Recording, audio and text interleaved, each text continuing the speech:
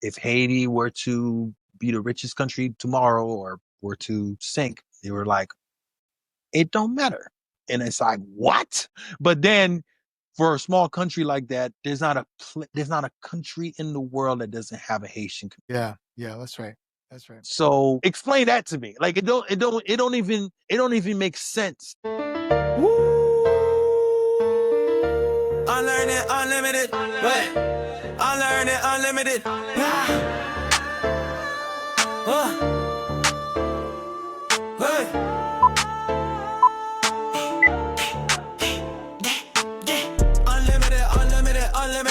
Welcome to Unlearned Unlimited. My name is Dr. Sito Narcisse, and I'm super, super excited about our guests.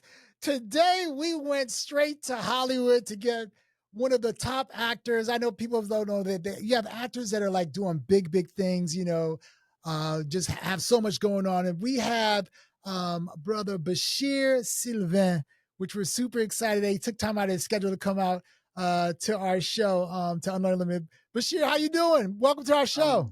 I'm good, man. Thank you for having me. Always a pleasure to be out there, talking to the people, man. And thank you for reaching out and everything. Super excited out here in California.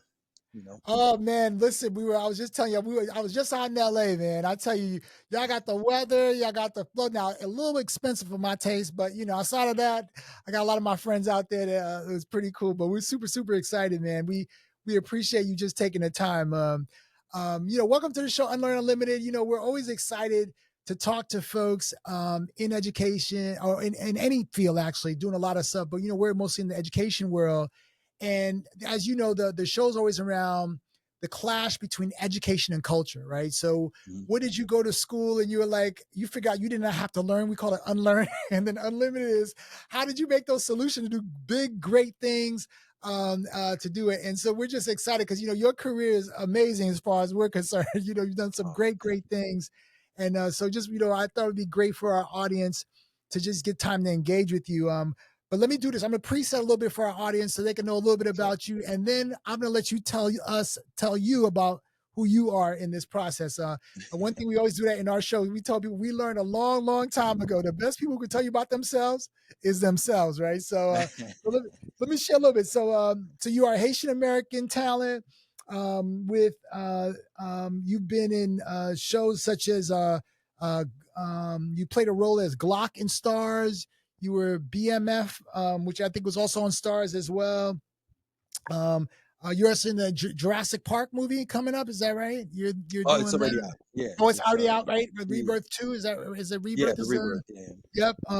You got that going on. And also you've been played roles in shows like This Is Us.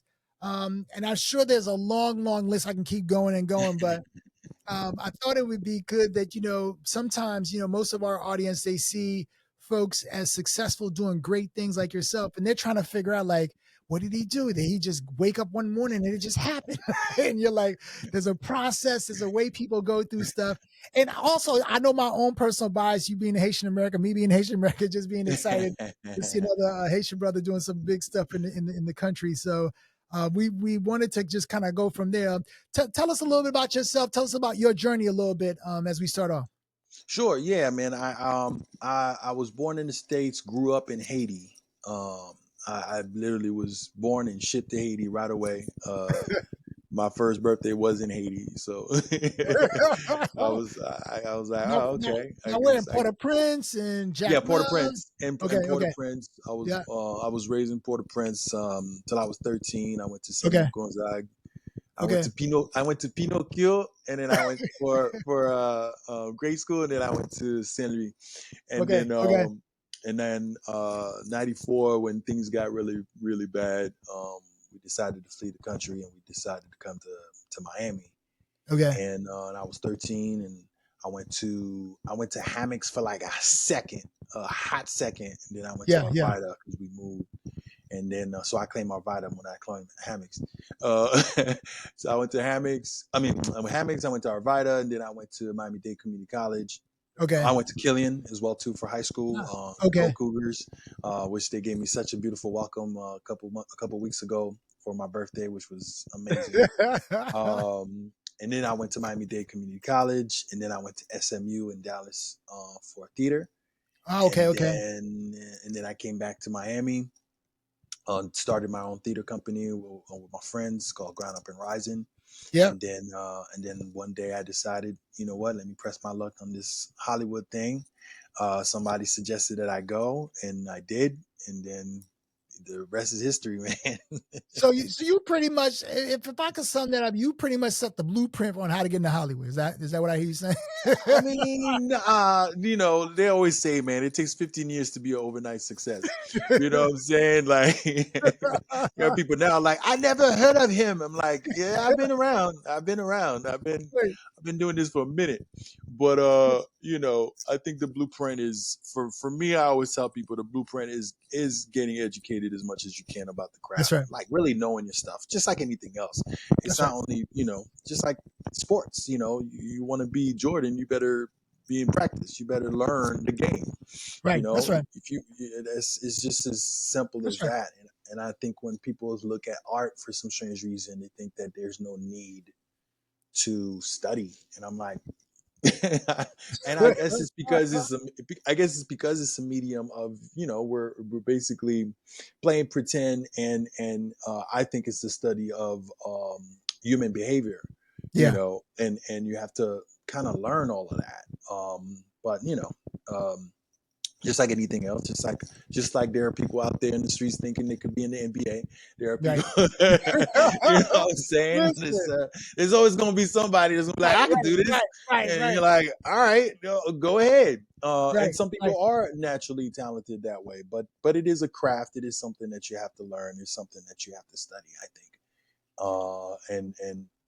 And in order for you to have somewhat of success. Well, listen, let me get this one question out the way, because this is a question that my cousins were asking when I told them we were going to interview. They were super excited. You know, they went through the whole Google thing and everything. I'm going to ask this question. I know it's a comedy question a little bit, and then I'll go into all the serious stuff. But like, what do you prefer? Bouillon or soup jumeau? Gosh, bro, y'all can't do that. I love everything. Everything Haitian, I'm going to drink it. Man, you can't be political. No, they vous mettre le vin, m'a manger.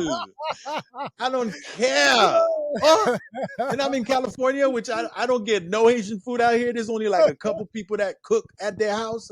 I don't have a restaurant here. So you asking the wrong Haitian what he would eat, would prefer. Tout bagay, n'importe bagay, blé, petit mi, you name it. You put sauce, you name it. Bouillon. You know, it don't matter. They had me sign something to ask you this question. I said, let me just get it out the way before I get all this. They're like, don't. I mean, look, I'm going to be if I was back in the day, like where I, you know, when I used to live in Haiti and I used to be like, you know, eating food like that every day. Yeah. Whoo. It's a tough one. Because let me tell you this. Because the food's so good, man. Let me tell y'all something. Both things are hard to make.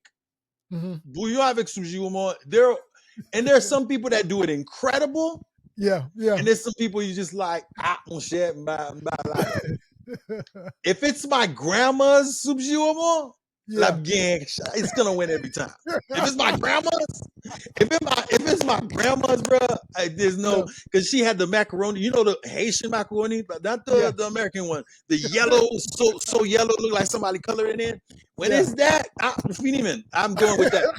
Now, if it's not my grandma's, if it's like, I'm gonna share which one soupe jumeau avec bouillon, I'm obligé pour bouillon parce que because of the boy. Because of the boy from manger boy, we can mettre boy dans soupe jumeau too. I guarantee there's people like, oh, you could put boy dans soupe. Oui, mais boy and bouillon, I don't know, the flavor just goes in, especially if it's tête cabrit, on me. Whoa. Now, for the English audience, we are describing types of soups in Haiti. You know, cow meat and all that good stuff. You know, because there's always a perception about what Haitians eat. So. it's you know, that question is so unfair because there's so many different types of soup jumeau. There's so many types of bouillon that I'm like, y'all can't do that to somebody, bro. And soup jumeau, for everybody that don't know, is eaten usually during Haitian Independence Day, which is on January 1st. January 1st.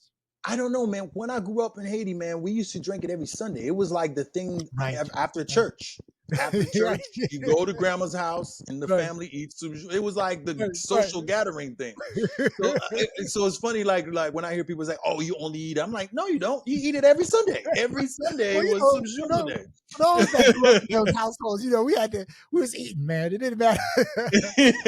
No, but I appreciate you answering that question, man. I said the fellows are like, listen, you got to ask this question first, man. I was like, all right, I got it. All right, well, it's unfair. Yeah, well, listen, man. We always want to make sure people know that we're in a space around where we talk about Unlearned Unlimited is about the clash between education and culture, right? And I've been in education for a long time. Worked in all these school districts around the nation, from the teacher all the way up. And what I find fascinating is always to talk to people like you that are tremendously successful about their journey. And because to me, everything is an education in life, right? No matter what field you in, what you do, right? And so I tell folks, you swear everybody thinks it's this new science or people got lucky, but I tell people there's a process, a formula, and there's a grit and work that people do that you just don't see. And what we are always hopeful for in our podcast is to try to get folks like yourself to be able to give what the real journey is, and then what their process was, right? And we think that the more people hear about that and learn about that, the better they understand what that clash in education and culture is and how there's ways to becoming successful over time. And so that's kind of the big space. That's why we're excited that you came in. So let me, I'm gonna ask you a couple of questions. And so a lot of these questions, I got some statistics that I pulled, all type of stuff, but I'm just excited because, I tell folks that, like, when I showed you a picture to some folks and they're like, yo, you about to interview me? I was like, yeah. And they're like, oh, he just did what he did. I was like, trust me, there was a process, and he can tell you what that process was. But when you're at any field, when you get to a success level, people always think you just got there. They don't know that there's hard work. There's a lot of things that happen to it. So let me start off by saying this. Let's start off by this, right? So what did you have to unlearn about making it in Hollywood to realize you had the power to actually achieve? What I had to unlearn. Actually, I didn't have to unlearn anything. I came in not having anything to unlearn. I actually came in with an idea of, I'm going to figure it out on my own. You know what I'm saying? Because you hear about rumors and, you got to go to the parties, you got to do this, you got to do that, and I was already in a place where my work was already happening in Miami, right? Okay. Where, like for me, it was like hard work equals success, period. And it showed, I went to school, blah, blah, blah, told you all where I went. And by the time when we had our theater company, we were working, you know what I'm saying? And was I making the money I was making now? Absolutely not. But again, it's like, I'm an artist. So to me, just doing the job alone is enough. If you're measuring the success with money, and I guess that's the thing I would have to unlearn, is measuring your success depending of the money that you make. I had to unlearn that because it was just like, are you successful because you have a lot of money, or are you successful because you're on TV, or are you successful because what is it? What is it that makes it successful? And me, it was more like, me working all the time. If this is what I do and this is what pays my bills, right, I would say successful. You know what I'm saying? Does it get to a place where, I'm, gonna get Bentleys and all stuff? I hope so. That'd be nice. That would be nice. But you don't come in with that. Unfortunately, that is something that is shown to you more than anything else. There are really, I could say easily, there are thousands and thousands of actors that are just making a living, or barely making a living, and are successful, and are like, I'm talking about success, like you see them on TV all the time, and you'd be like, what? Like, that's crazy. I'm one of them. I definitely what they love, right? You know what I'm saying? Because a lot of people don't do what they love, so exactly. And I think that was the major thing, is to unlearn what success was for everybody else, and then coming in with this idea of like, all right, how am I going to figure this out on my own?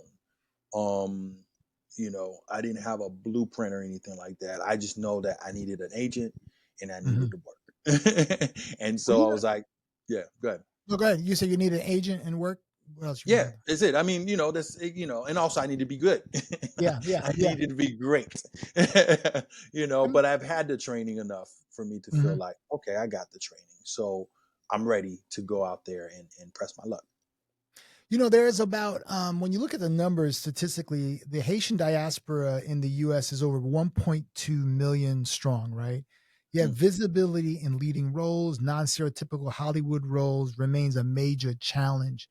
What were some of the challenges that you, I guess, coming in that you felt you had to walk through getting to Hollywood? Did you feel there was a challenge, or, I know sometimes people talk about that challenge, whether it's being through gender, through race, or those things, but coming from an immigrant family or anything like that, do you feel like those such of challenges became something as you walked through those opportunities, or no, you felt like it was an advantage for you? I mean,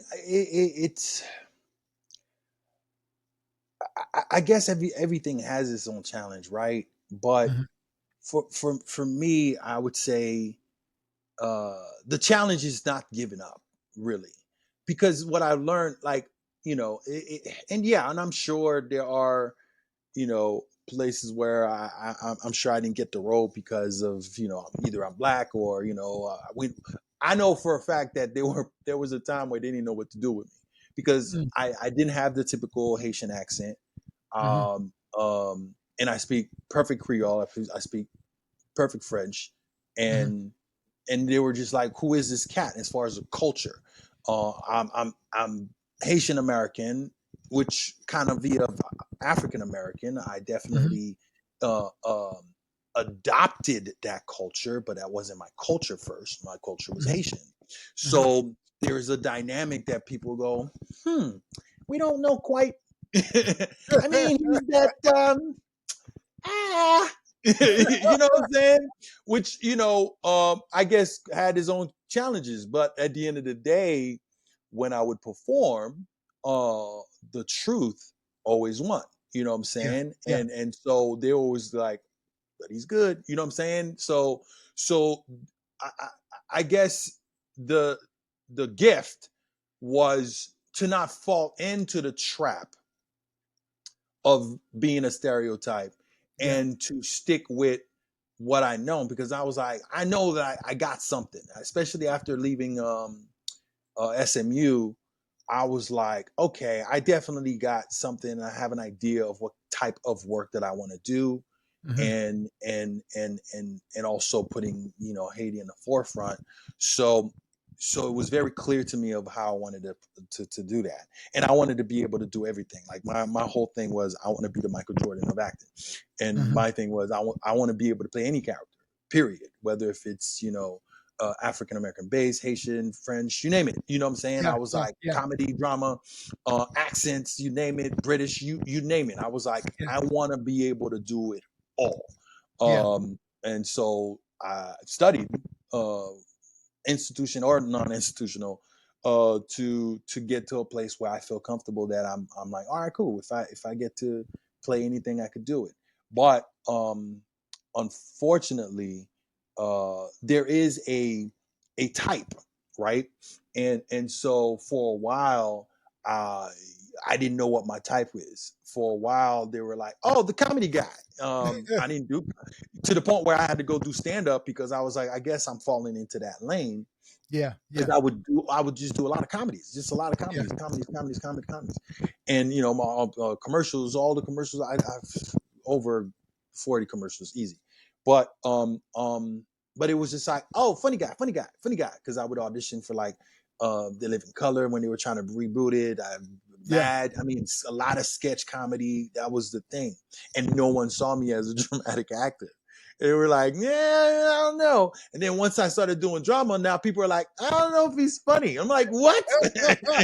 So you were put in I was saying, like, so as you are acting and stuff, there's different boxes people put you in based on the role. Oh, absolutely. Absolutely. I mean, it's, of course, every actor wants to be able to be like, I could do everything. But if you do one thing extremely well, guess what? You know what I'm saying? Like, because I don't want to say unfortunately Hollywood is just like so square minded. It's there's so many elements that comes to it. If they're looking for a certain type of character and you play that character very well, you're gonna get that call. But and so if that's your thing, if you're the gang member that you've your whole career you've been playing a gang member, right? And they've seen you, the studios have seen you as a gang member, the audience have seen you as a gang member for the past 15 years, right? And then now suddenly you want to play a romantic comedy. It's gonna be a little hard for them to be like, yeah, It's like, he's gonna gangster that romantic I see it. You know what I'm saying? Like you can't, and unfortunately, you would, as an artist, you're like, yeah, man, that's so unfair. But at the same time, I'm going, that's the business side of it, right? Yeah. Because as much as you're killing it in one area, and somebody else is killing it as a romantic thing too. That's why you keep seeing people playing the same thing over and over and over and over again. Now, the thing that's annoying is like there are other people out there that wants to work too. You can't put, Paul Rudd on everything. You know what I'm saying? Like where are the new Samuel Jackson? Even though I'm like, hey, no, let him work because that brother will ever take care of this. This man needs to work forever because I like him. He is a good actor. He's a great actor. You know what I'm saying? It's like, but and I had to take away the idea of and this was just for my own sanity, because you come in, you're like, man, I'm going against millions of actors out there. There's so many people that are pursuing this thing. Why? And so it's kind of jarring because you're like, you would go into a room and there's like, 50 of you auditioning for the same role. And sometimes it'll be like all of us, like I went a couple last week and I was auditioning for a role for this show, and there was black, white, you name it, anybody could audition for that one. I was like, ooh. And it's easy to fall into that trap where it's like, man, there's so many people, why should I try? But the only challenge that you have is you, to be honest with you. You're the only challenge that you have, because I personally think that, and as I'm learning, the more you learn your craft, the more you learn about yourself, and the more you start realizing how unique you are and what you bring to the table. And then you're just like, okay, cool. Once I know that, how am I going to be able to position myself in a place where I can get more work, and if you stick with it and you don't give up and you constantly are consistent with the product that you bring forth, eventually you're going to get a job. You're going to get it. It might take a long time. It might take 15 to 20 years, but eventually they're going to go, yeah, let's pick him. And that's if you're not doing your own thing. And I'm a big advocate on doing my own stuff. I'm not going to sit and wait on Hollywood. I mean, eventually, they've picked me for a couple of things that I'm like, oh, nice. But, my goal is like, I want to do my own work. I have something to say. And I think it's the transformation from wanting to be employed to be, the employer. So you got like, I was just thinking as you were saying that, like, so you have many established actors like the Marlon Brandos, the Al Pacinos,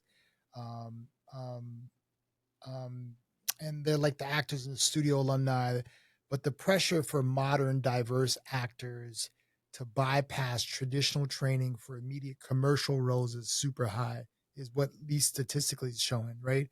What was the biggest culture shock when you took that structured learning and applied it to like a gritty reality auditioning, like BMF, when you were in, doing the role like Glock in BMF? Mm-hmm. You're saying the education I got from the actor studio? Yeah. So like when you think about, like, I'm assuming when you get into your mindset, you have to figure out, depending on what role you have to go and play, you got to, mentally shift that mindset into going to that space. Like, so like, what is that like in terms of how you kind of think through that process? Yeah, it's, again, you go to the basic stuff. You find out, okay, what does my character want? objective, blah blah blah, and all that stuff. Which is blah blah blah is not easy. I always say that. I mean, most actors are like, yeah, but you'll be surprised how long it takes just to even know, what you want in a scene. You'd be surprised how many people don't. But with Glock, it was a fun role. I had a blast playing that role because I've been wanting, to play something that represent Haiti, but I was also scared because it was a gangster.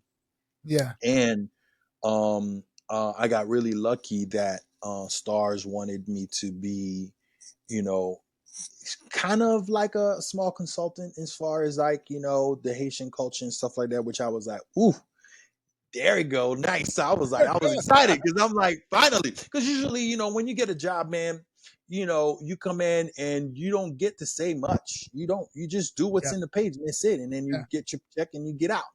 But when the creative aspect, and I've always been a creative person anyway, when you're allowing me to put it in, a couple cent in there, I put dollars. I don't put cents. I'm like, here you go, y'all. I put a whole stack in there. So my process is first I would always, try to understand the character's vulnerability, why he's doing what he's doing, especially when it's a villain. It's easy to be like, I'm gonna play a villain and he's a bad guy, and which is the most horrible thing you could possibly do. But I always try to find the human side of it and his vulnerability and why he's doing what he's doing. And the background that I've created and also talked to the writers about made sense.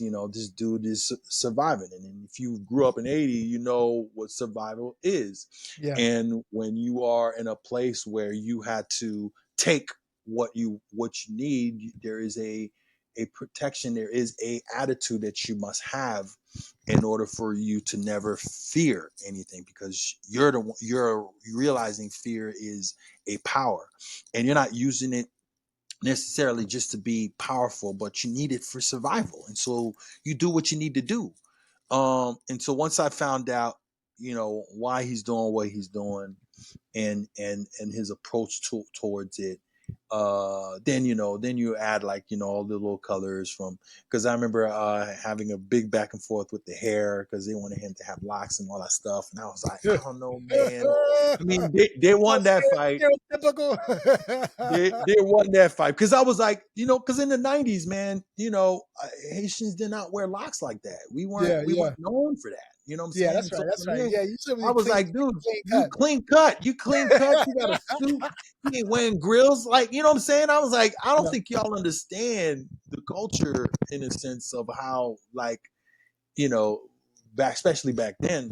But then I started doing stuff like that. I started really diving into my own experience and what I've learned and the research I've done of the time. And then yeah, man. And then from there, I allow my imagination to just go wild.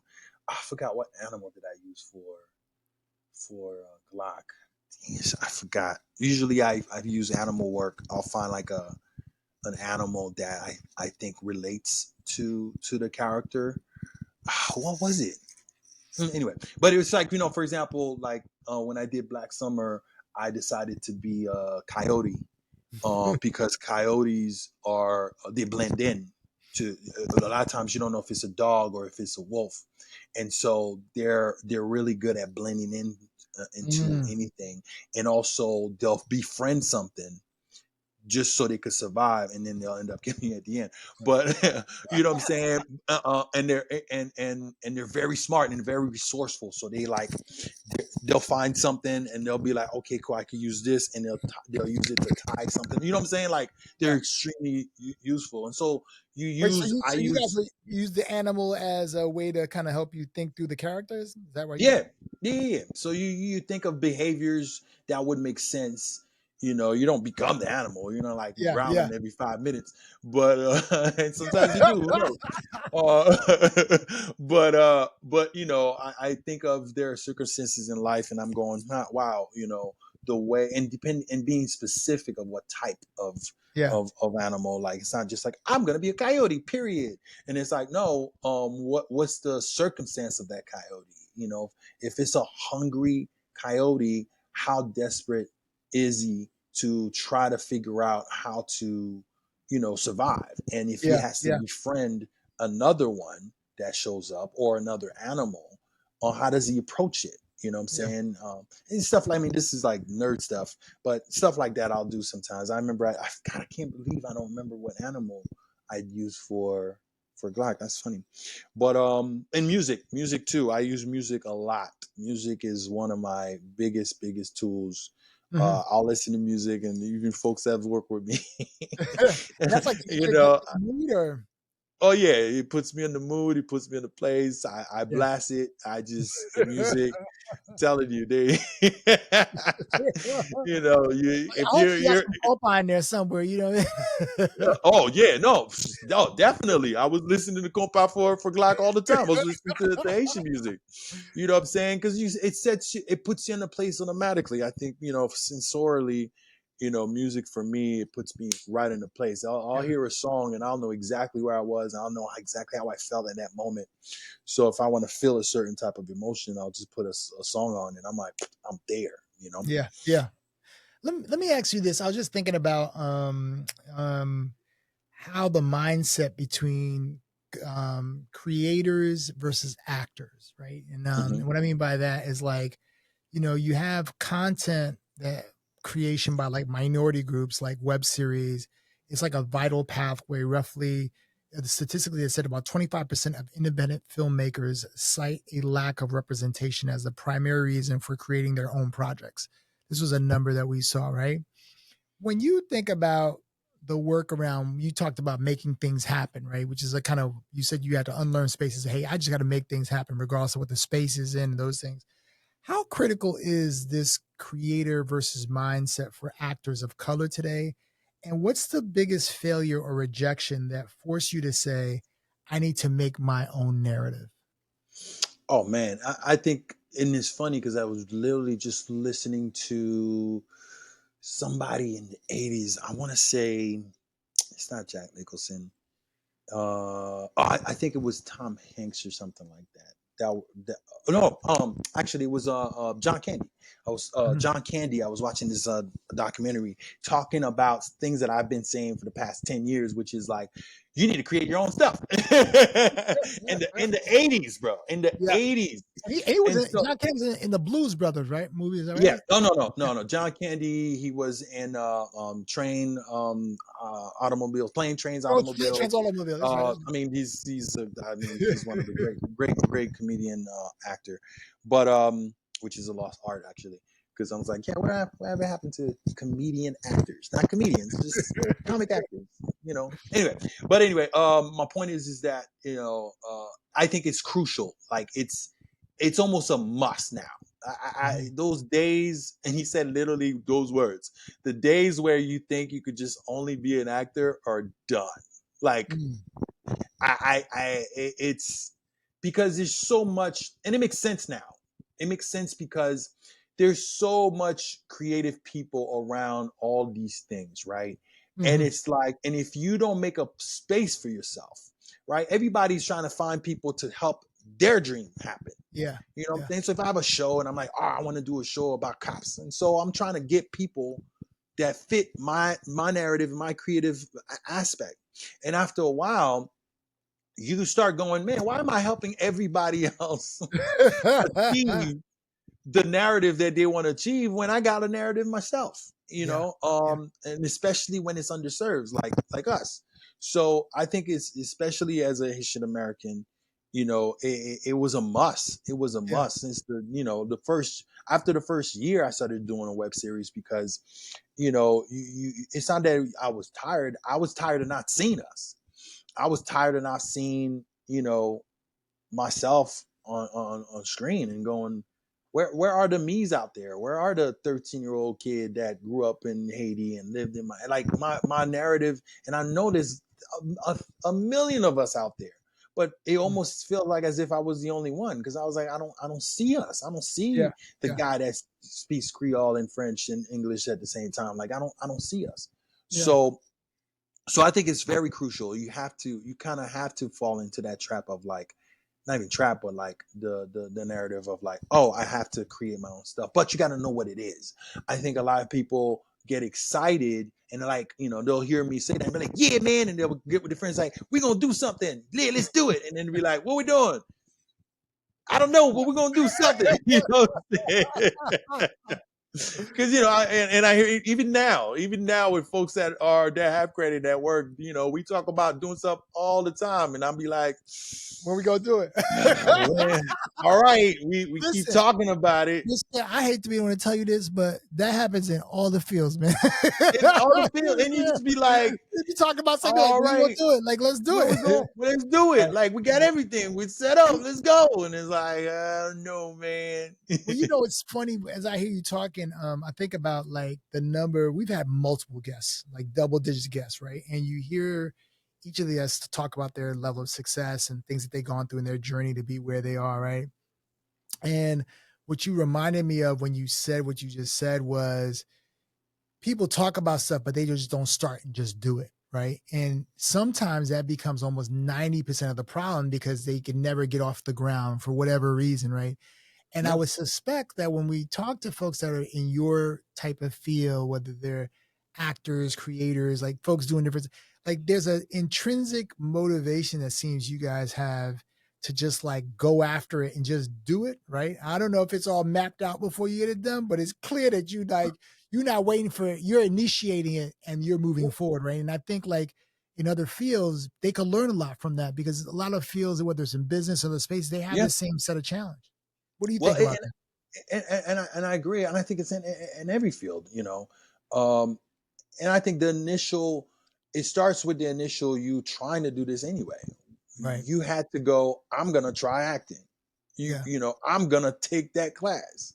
Yeah. I'm going to read this play and I'm going to do it. You know what I'm saying? Like, so you're constantly in that place of doing it. Right. Yeah. And so it's just a matter of, as you grow, as you learn more and more, you start realizing, oh, there's a lot of stuff that I could do myself. Like going to school is probably the best thing that ever happened to me because I got to learn how to put up plays, which I end up putting up a play and winning an NAACP award for it. You know what I'm saying? And having my mentor, God bless his soul, Bill Cobbs, who I end up working with, you know what I'm saying? And knowing lights, knowing direct, knowing stage, direct, all that, like all of that has been so helpful. And so, yeah, I think in every field, man, I think, 90% of the time it's because we come up with excuses. We come up with so many things of like, well, I don't have the money and, I need this, I need that. It's like, well, what is the reason you want to do it first? Mm-hmm. My thing is, and that's when I know when I have a project that I want to do, is the first thing that hits me is, oh, it needs to be done. I don't even care about the audience. I don't care about anything. I'm like, oh, I need to do this. I need to do this. That's the first inkling when and all my friends that know me that I've worked with, they're like, oh shoot, he's got that eyes. He's got that thing. Once I see it, I tell all my friends, once I see it, once I literally visualize it, I go, oh, it looks like this. It's a wrap. There's no ifs and buts about it. It's like, it's going to get done. Do you know that's a common trait in the most successful people? What you just said? Oh, I didn't know that. Where they say like, yo, there's this goal and I just got to get it done. Now, on their way of getting it done, you might have to burn the place down, whatever they got to do, but they're like, I got to get this done. Like, I was just listening to some folks the other day and they talked about the best way, like the people who are the most successful, they always write down every day, here's the 3 things I need to get done today. No matter what that thing is, and they just go after that. And then they move all the other noise, as they would say, down the food chain so they could get those 3 things done. And they said, if you can make sure every day you do that, the level of success you have and what you want to do eventually comes to you. And it's true, man. I'm a firm believer of it. I've done it where it wins all the time. And it's more satisfying because once you start adding all these other issues will come up. All the other issues, you're like, dude, I can't feed my crew. What am I gonna do? Hey, buddy, can you cook? Yeah, I need you to cook a whole bunch. You know what I'm saying? Or whatever. You know what I'm saying? Right. And it's so crazy how imaginative and it makes you grow even more, because now you're always thinking outside of the box. Like, all right, how do I fix this issue? Yeah. Whereas a lot of people keep putting all these issues in front of them before they even think about the idea. And I'm like, dude, have the idea first. And if the idea is good enough, trust me, you will figure it out. And you will figure it out within whatever circumstances that you are. You know, I shot my first web series while I was working at Johnny Rockets out here, and I was like, I'll just use Johnny Rockets, like, you know what I'm saying, like, you know, like seriously. And you know, and it was so dope to have them go, yeah, sure, not a problem, because my work ethic was already there. So it's like I used what I had. I had $1,000. I had $1,000 to shoot a whole web series. Wow. And when you see it, and you see the location, you see all the stuff that we have, you're like, how'd you get a church, homie? How'd you get it? Wait, how'd you get a darn Vespa? Like, how? But somehow it just worked out. Like, I didn't have no permits. I didn't have none of that stuff. I just literally was like, it needs to be done. Period. And look at, you know, I mean, it's a remarkable story, right? From where you come from, you push this goal, and then you look at where you are now, right? I think it's just remarkable. I'm gonna switch this a little bit, because the goal was to ask you some serious questions, a little bit of comedy questions, right? You know, sure. The best way, but I'm a statistics guy, so I like to ask. I always like, even if I'm asking you something a little bit cultural, I always put some numbers behind it, right? So UNESCO inscribed that soup jumeau, which is pumpkin soup for those who don't know, on the representative list of the intangible cultural heritage of humanity in 2021, commenting its global and cultural significance, right? Mm-hmm. When you think about Béchir, on a scale of bland to 100%, something that's bland to 100%, Haitian is what the word was that they use. Do you prefer that mandatory revolutionary excellence of a full-bodied soup of soup jumeau, or do you crave the dark horse comfort food champion known as bouillon? As far as for the culture aspect, you gotta go with soup. You gotta go with the soup, man. Just because, you know what I like, you know what I love, you know why I always, for the culture, culture, you have to go with that. Because I like the idea that when we won, like, I love the idea, because it was like, because we couldn't get it. It was like, take that, French. Like, you know what I'm saying? It was so, it's such a dope, like, and you know, with the little spoon, like, we won.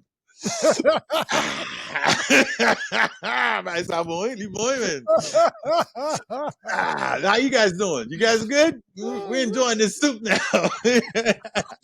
Just that image, I just love it. I just love it. I love it. I feel like bouillon was like the thing that we had to struggle. You know what I'm saying? Like, like, you know, you're drinking. We're taking the head of the goat, because that's all that was left. We were like, all right, you know, it was struggle. I feel like sushi more automatically is like, voila, we have arrived.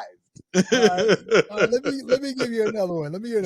So while not specific to acting, of Haitian-American professionals have degrees in STEM, medicine, or law, highlighting the immense pressure to pursue stable careers over the arts. We always talk about this from the context of Haitian parents in a Hollywood life, right? Mm-hmm. What was the most spectacular, dramatic, culturally infused guilt trip or reaction you received? And are they still asking when you'll get a real job when they see you on the billboard? And I'm talking about Haitian parents. I mean, the beginning, it's just like every typical thing. Oh, why Béchir? Kilo fini by side, this acting thing. How long you doing it for, Béchir? Tout sacrifice. And they only believe like 5 jobs, right? Doctor, lawyer. And funny enough, I was on the track to becoming a lawyer.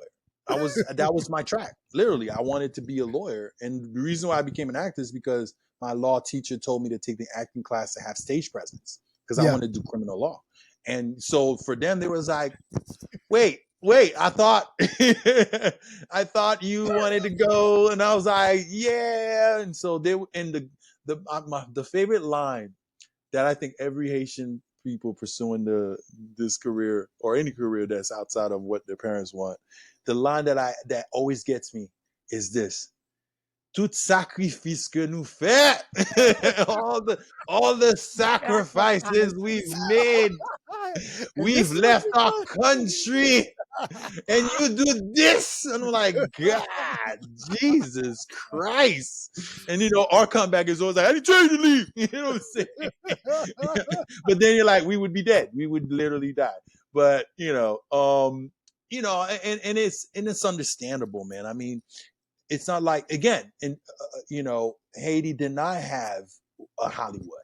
Yeah, we did have, we want to get shot, Papa Pierre. We had we had that, growing up, but it wasn't something that was in the forefront. And also, it's not something that is educated. No one taught us theater. Yeah. When I grew up, there was no theater class in Haiti. I don't even think there still is theater class in Haiti.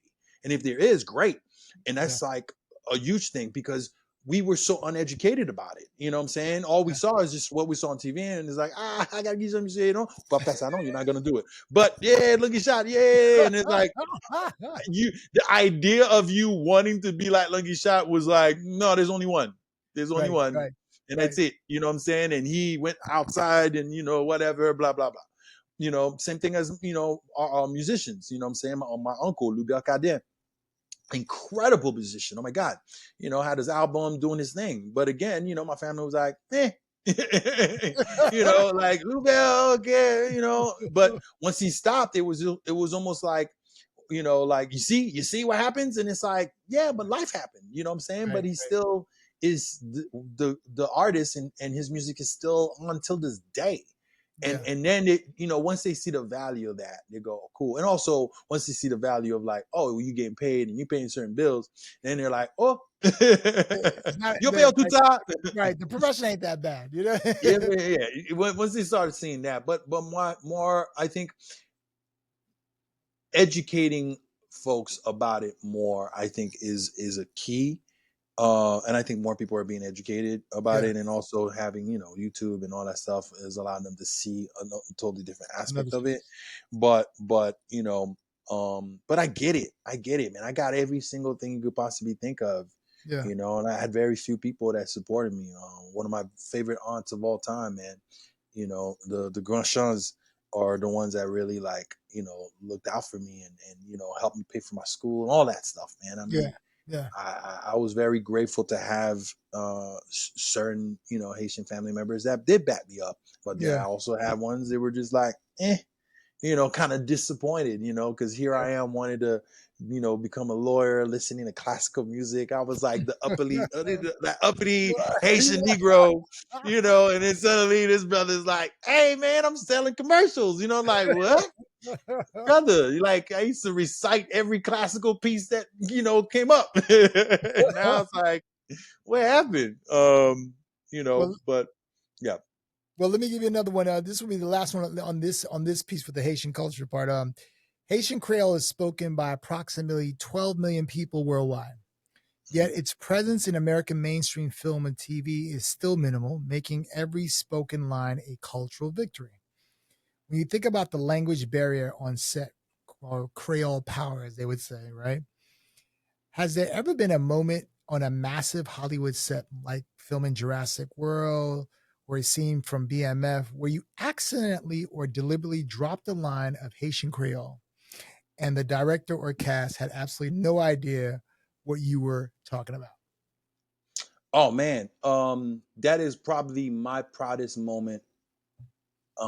Is BMF, because I was so animate that he spoke Creole, and it was like, I was like, no, he's got, and I'm not talking about like no, like like, how they like, back in the day they'll do Spanglish and stuff. They'll be like, mi abuela is going to the store. I'm like, what? Why don't you just say the whole darn thing? Like, so it never made sense to me. I'm like, what? Right. Please, calmete, friend. I'm like, what? Just say the whole thing. Anyway, but no, it was one of my proudest moments of all time, man. To have an entire scene, and again, it's unfortunate because people don't see the value and how huge it was for us. And I get it because it's not their country. They're not from where I'm from. So they can't see what I see. But I was like, you guys don't understand. I was doing too much, man. I was buying them presents. I was like, y'all don't understand how big this is. This is amazing. You know, I was like, get them gifts and stuff and everything like that. And they're like, okay, thank you. And I'm like, no, but you know, y'all don't get it. Like, we don't see this at all.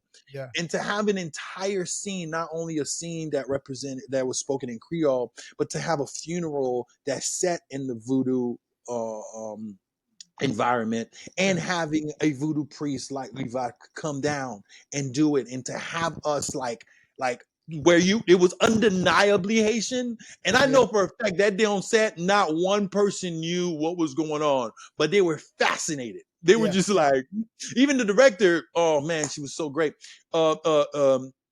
She was looking at me, Crystal. She was looking at me like because we worked before, so she know I was gonna bring it. But it was so beautiful, man, and I'm so grateful when they open their eyes and they open their mind to the possibility of bringing something new, and it's getting better. It's getting better. Like, I purposely didn't put any Creole in Jurassic World. And I was like, but I'm gonna have this brother speak French, because there's always this misconception like, oh, Creole is French, and I'm like, no, it's not. It's not even close to that. You know what I'm saying? And I wanted to make sure that I have a role where people go, wait a minute, this brother, Creole is not the same at all, not even close.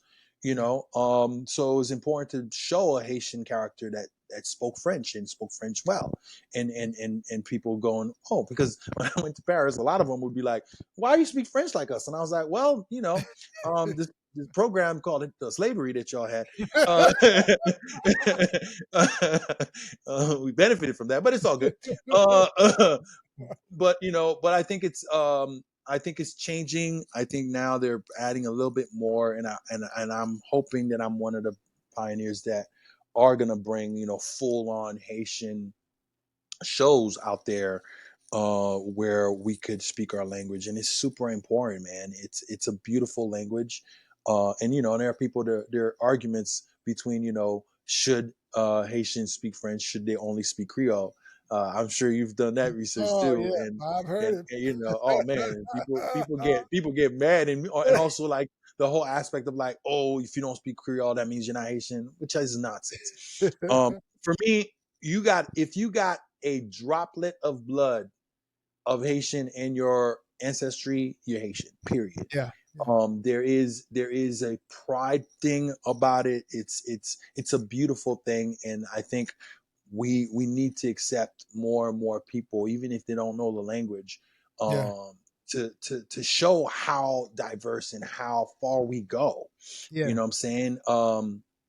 Because if we don't, man, you know, then it only becomes this thing for us and becomes this niche. And I'm like, we're a small country, and what are we really doing? Really, I mean, our contribution in this world is to be able to share and to be able to be in the world. We're not supposed to be excluded and be by ourselves.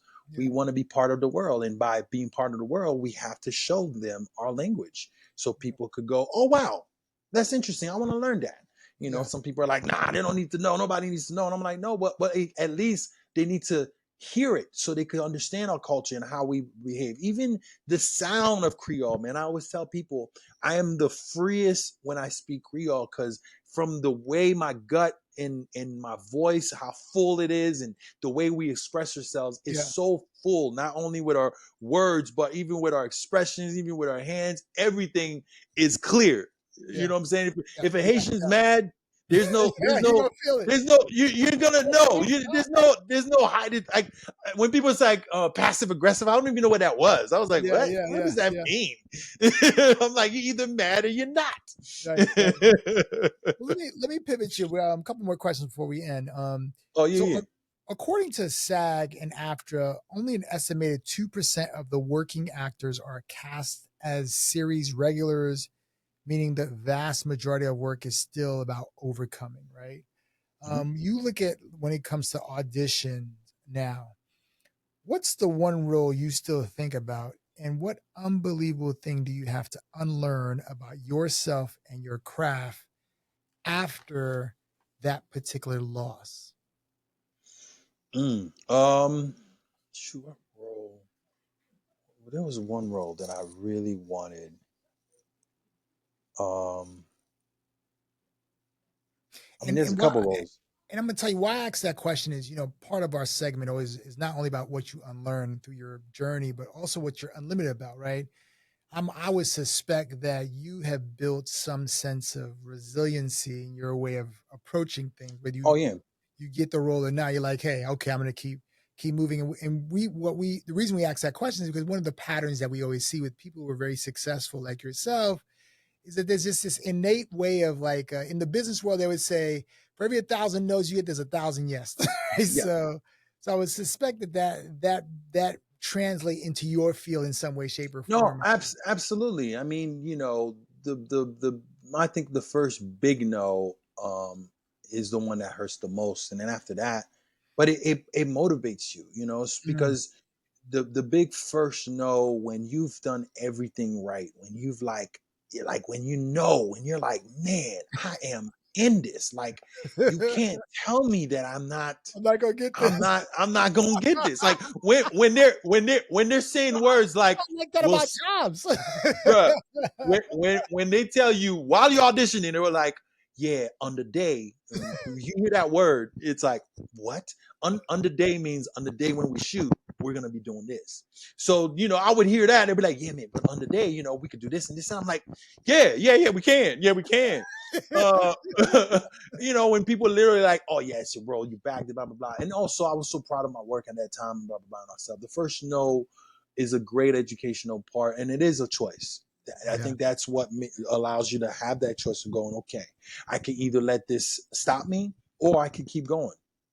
And then becomes that. And it becomes like, what's for you is for you, and what's not is not. Yeah. And we hear that a lot. And it's so true.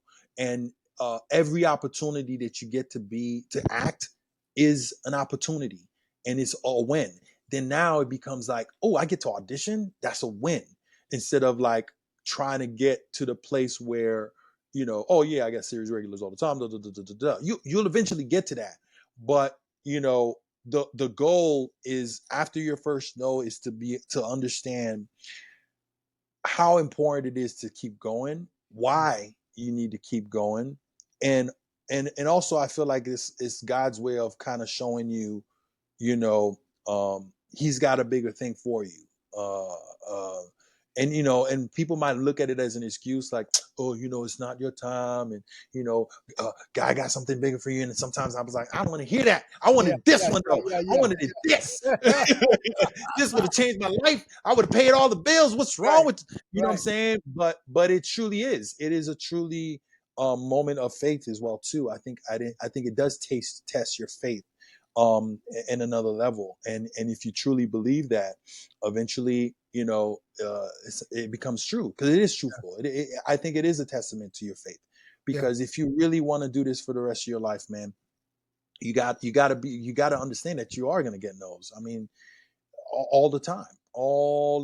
But you keep putting in the work. Eventually, they become yes, and it ain't about that anymore. Then it becomes about, all right, what do I want to say? What do I need to do? And the no's become something else. If I keep knocking on the door, I keep getting a no. Eventually, and if this is what you really want to do, you start opening your own door. You know what I'm saying? It sparks you because you are dedicated and determined and resilient enough to be like, no, I'm going to show them. I think everybody that's successful never allowed a no to turn them away. A door closed never turned them away. A door closed, just go, okay, cool, let me find another door, or we'll do whatever I got to do to bust through the door. But I'm going to get through. I'm going to get through no matter what. That's right. That's right.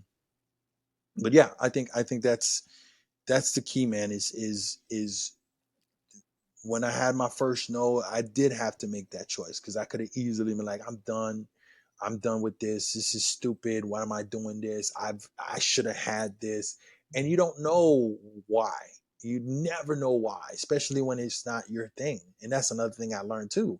I had to unlearn, like, because I could have easily, like, it's because I'm black, it's because I'm Asian, it's because, you could have easily went down the list, but there was no reason. There was no reason. They were just like, we're going to go with this person.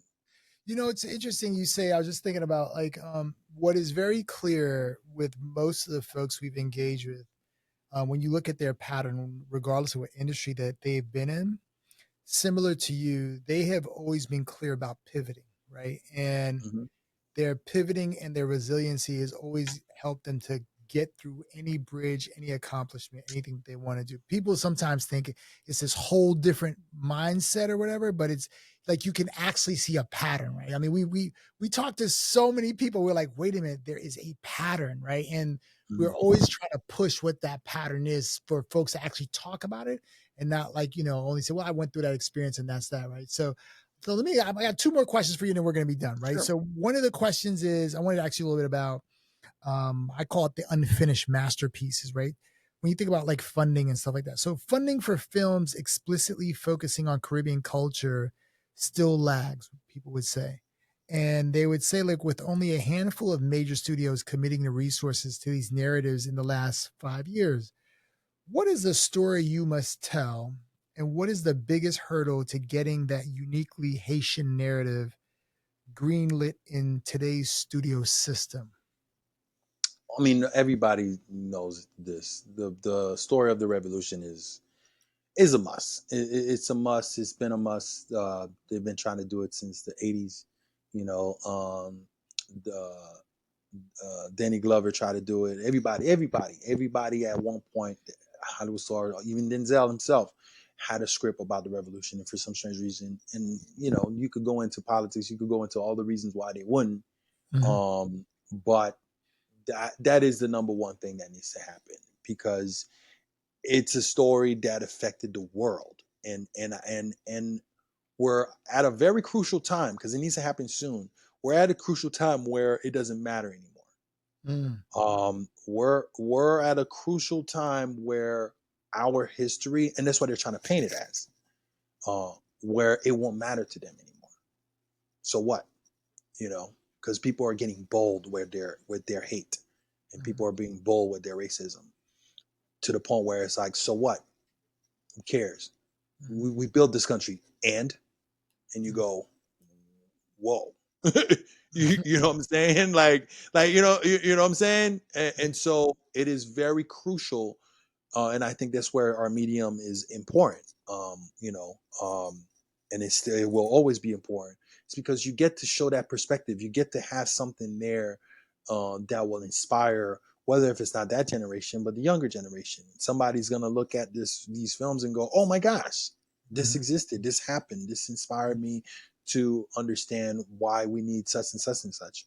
But that's the film, and I'm talking about all of them, not just Toussaint. I'm talking about Toussaint, Christophe Pichon, you name it, like all that entire, almost like the Roots. It would literally have to be like Roots, where it goes like 20 seasons. The Haitian independent, you know what I'm saying? Like it would be so epic. It's not even funny.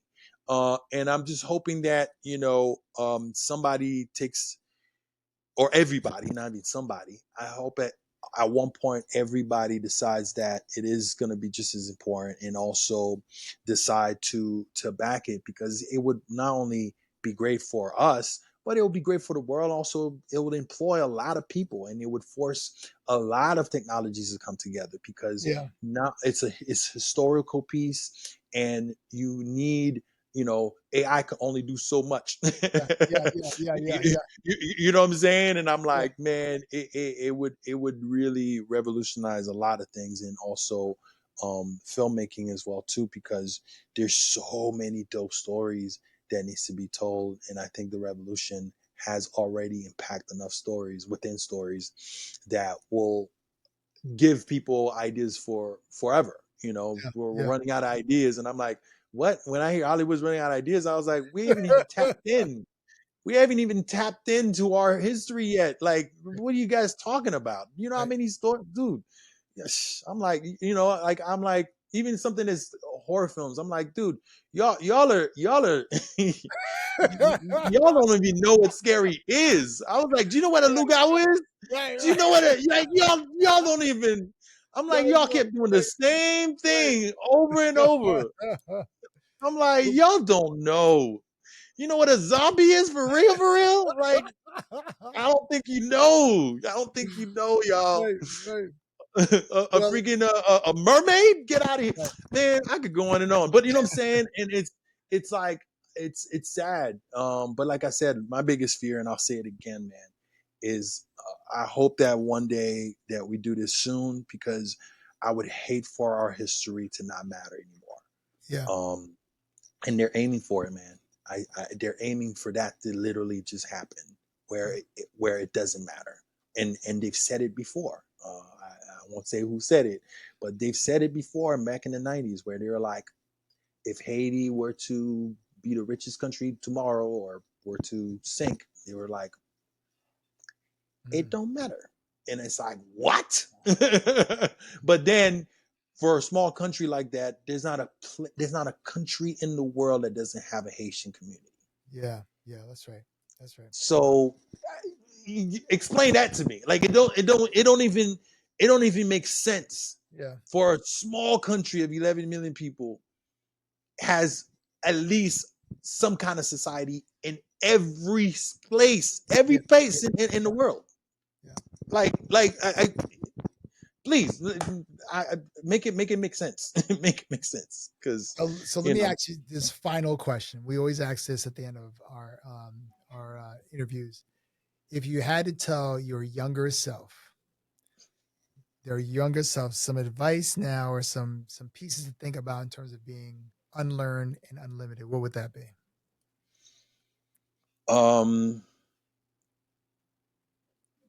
Don't ever throw away subjumo, ever. Any food that you give you, don't finish your plate. Finish your plate, sir. Sir. No. You're not gonna get it. You're not gonna get it when you go to California. You better finish that. Finish. I'm kidding. But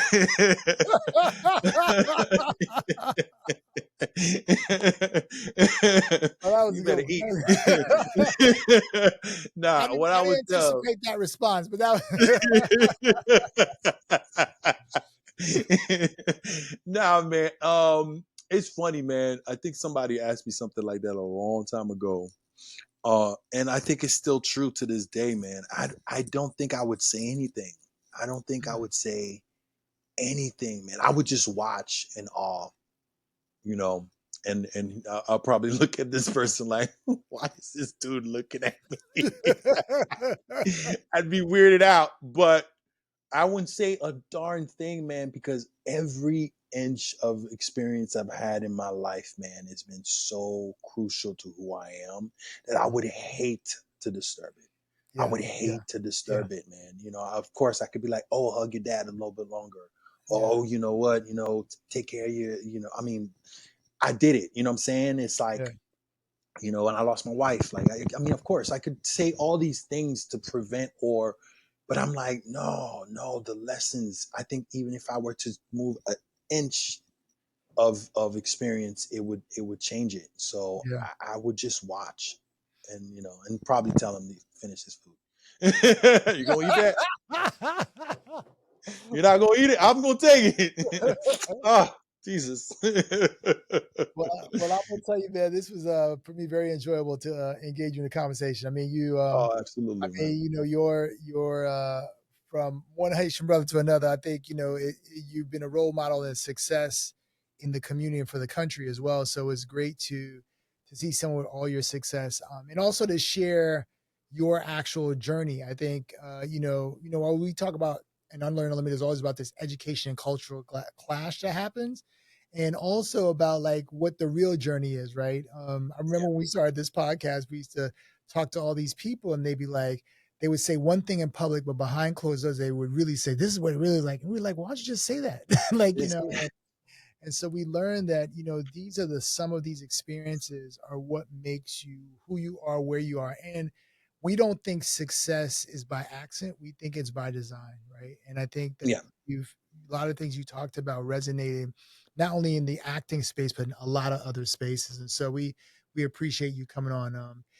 For the audience, if you liked our episode, make sure you check out Mr. Béchir Sylvain's movies. You know, he's just Jurassic Park drop. You still go back and go get that. He's been in all these movies, but we know he has a great career. Make sure you share, like, and subscribe on all our platform. We're on every single social media platform, including Apple Podcasts, Spotify, you name it, we're on it.